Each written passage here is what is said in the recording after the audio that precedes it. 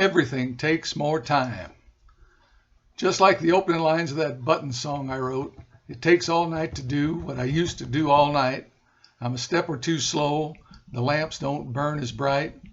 There's still fire in the furnace, sometimes it needs more gas. I'm turning gray, I'm getting old, and buttons kick my ass. I've been fighting back against this Parkinson's for about 5 years now. I'm not complaining. For me at least, nothing hurts. There are a couple of things about the condition I think you should know. First, there's no such thing as a simple task. And B, everything takes more time. For example, getting dressed used to take me 20 minutes. That includes the big four: shave, shower, shampoo, and shucks. I can never remember number 4. Or is it number 2? Anyway, anybody tells you Parkinson's doesn't mess with your mind. Where was I? Oh yeah, getting dressed. Takes the missus an hour, 60 minutes. That's not a bad thing, nor a good thing. It's just the real thing. Any less and the stress meter kicks up a notch. 65 minutes and it's let's roll, Bubba. I'm ready 5 minutes ago. For me, 20 minutes. That includes the big 4. I brush my teeth, comb my hair, put on my slacks and shirt, socks and shoes. I'm out of the bathroom, out of the bedroom in 20 minutes. That gives me 40 minutes of me time. I make some coffee, read the paper, check my emails, get fresh water for the cat. Hell, I got time to mow the front yard and get a 10-minute nap. Since the Parkinson's, let's revisit the big 4. Shave, 20 minutes. Shower, 20 minutes. Shampoo, 20 minutes. 25 minutes. I've got 85 minutes invested and I'm still buck naked. So I'm getting out of the shower. Now for someone with Parkinson's, the shower itself is a very scary place. There's a big glass door, hard, wet floor, sharp corners and edges, hot, steamy water, razor blades, slippery soaps and lotions, and a nearsighted retired guy with bad balance and the shakes. What could possibly go wrong? Now I keep a towel on a little rod just outside the shower. However, when I open the shower door, it conceals all but a tiny portion of the towel, which means I have to reach around the shower and lift the towel off the bar. Now, I can reach and I can lift. I cannot do both. It's here we meet up with one of Parkinson's golden gifts, freezing.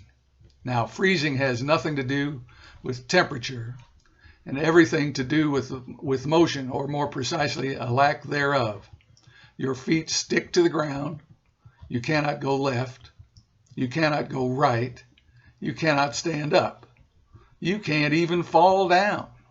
Fortunately, the condition is temporary, and after a few deep breaths and a nearly silent verse or two of your Unfreeze Me song, that's the song the person with Parkinson's sings to themselves when confronted with major stress.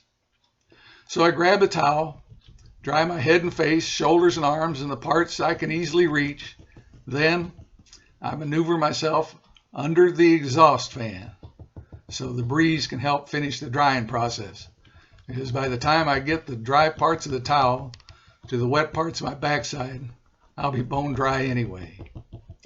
Then I get my underwear out of the top drawer of the dresser right outside the bathroom. I'm a tighty-whitey kind of guy, Hanes or jockey. I was born in Minnesota, but those undergarments they make in Duluth scare the devil out of me.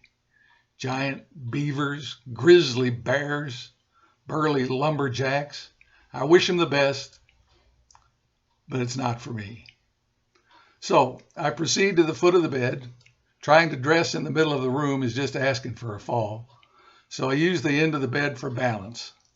Now I'm sure it's been a while since you've thought about this, but men's underwear has but 4 openings: the waist, left leg, the right leg hole, and the fly. Now assuming you navigate the waist hole and avoid the fly, you got a 50-50 chance of successfully completing this portion of the task.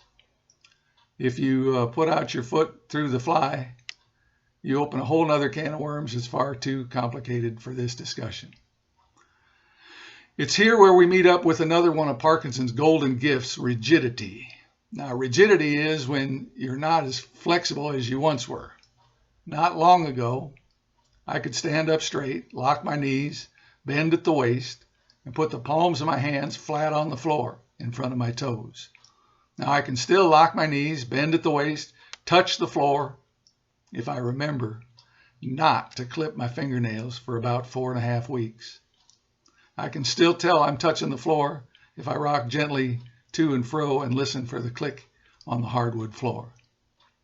Here's one opportunity, however, to get back some of that precious time by multitasking. Combine getting dressed with a little exercise, sit-ups, knee bends, toe touches. Now I'm at the foot of the bed. I'm balanced on my right leg. I've successfully lifted my left foot off the ground and placed it through the waist, only to have my big toe snag on the seam of the left leg opening. I tug a little harder, tug again with gusto. Dang it, it's so stuck the volunteer fire department tug-of-war team couldn't tug it free. So here we go. Sit up, knee bend, toe touch. Free the big toe. Next stop, snag the long toe next to the big toe. Another sit up, knee bend, toe touch. Free the long toe. Working the core. We're getting dressed and doing a little exercise. Now, how many obstacles can there be between the foot and the waist? Let's start a list. You've got the big toe. You got the long toe next to the big toe. You got the corn on the pinky toe. Inside ankle, outside ankle, heel, calf, knee. Any more exercise, I might need another shower. Now this brings us to that happy place on the leg where the thigh meets the buttocks. And it's here where the elastic waist coils up like a rubber band inside a golf ball. This temporary setback is solved with a few choice words to aid the untangling, and we're down to our last major obstacle. No, it's not wee Willy Wonka. He hasn't been seen for weeks. It's my belly button. Belly button? Yeah, my dang belly button. It's an Audi, a virtual mini Mount Everest right there on my waistband. Now all I've got to do is my other leg, my slacks, socks, shoes, and oh yeah, my shirt. It's got buttons. They kick my ass. Keep smiling. Fight back. It's not the cards you're dealt. It's how you play them. Rock steady.